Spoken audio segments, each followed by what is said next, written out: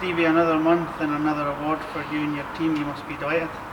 Yeah, I've always went on record though saying it's great recognition for the club as a whole. It shows we're going in the right direction, and that's all it is though, Jordan, is we're going in the right direction.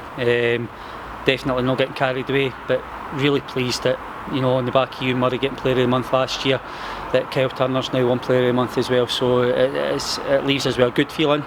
But you know, we've got business to do on Saturday now against Morton, and it's nice to win an award, but as we say, we've just got to fully focus on the games ahead now.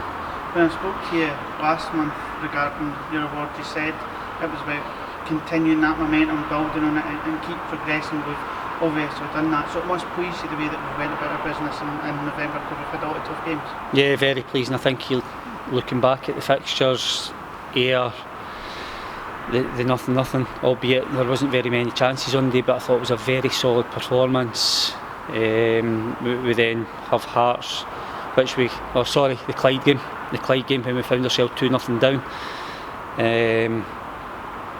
And I'll be the first to compliment my staff. You know, it's nice to again get, as I say, you get an award, but I think, you know, I'll be the first to say I've got really good coaching staff that help make decisions. The Clyde game, we found ourselves 2-0 down.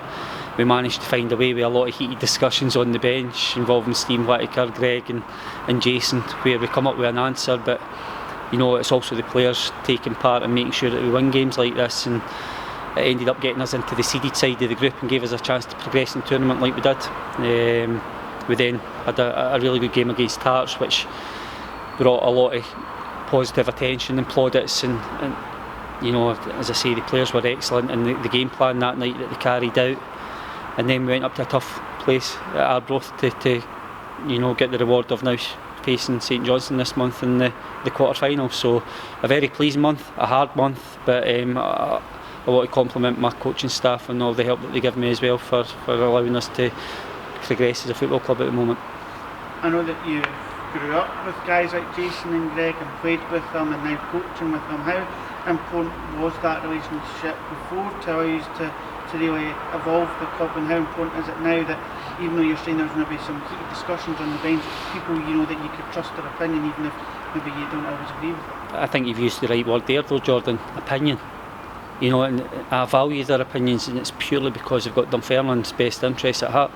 You know, we're fortunate enough, the three of us, to play for the club. Steve Whittaker's now come in to the coaching staff, Owen from Williams, who've, you know, they've already bought into everything we're trying to do at the club, and you know, it's reaping its rewards at the moment. But as I say, you've got to have opinions, and I fully respect the opinions. We don't always agree on everything, but you know, it's something that's allowed us, you know, to progress as a football club, and long may that continue. And how important has it been with Whittaker and Vaughan Williams coming in, not just as the influence on the park as players, but their influence off the park as coaches? Do you feel that you've managed to find the blend that you were looking for in their roles? Yeah, and probably you're better speaking to them to tell you the truth, and hopefully they're feeling as much, they're getting valued as much as, you know, the performances that we're seeing on the park from both of them. But we come back here on a Monday afternoon when we've done our homework on the next opposition.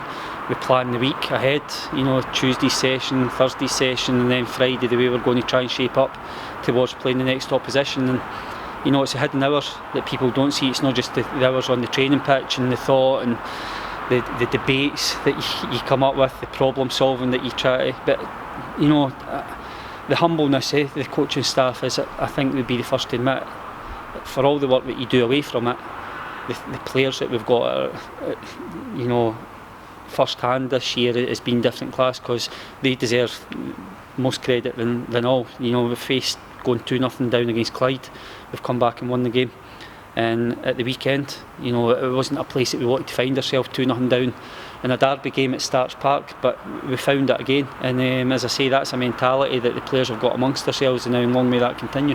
When we spoke to Kyle Turner regarding his award, he was saying that he feels the consistency in his game, particularly in the month of November, but this season in general, has really seen him increase his performance level again. Is that something you'd go on with? Yeah, but Kyle's at 23 years age.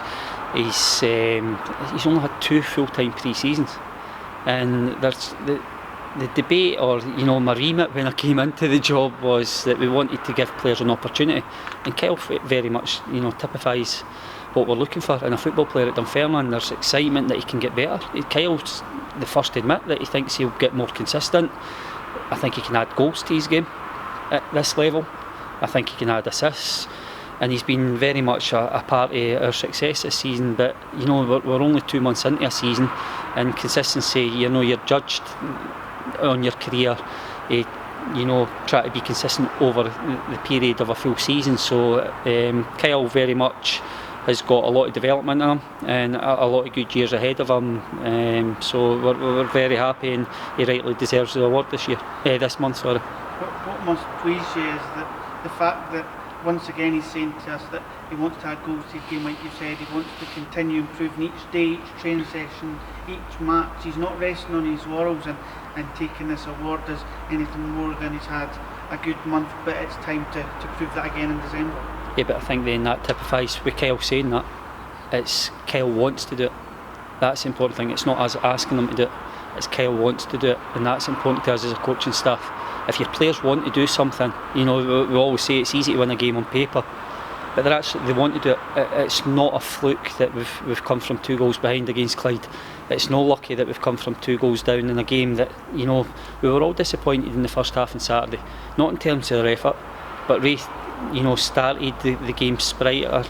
They were obviously they weren't going to allow us to get on the ball comfortably, but we managed to turn that. And in the second half I thought we were a better team.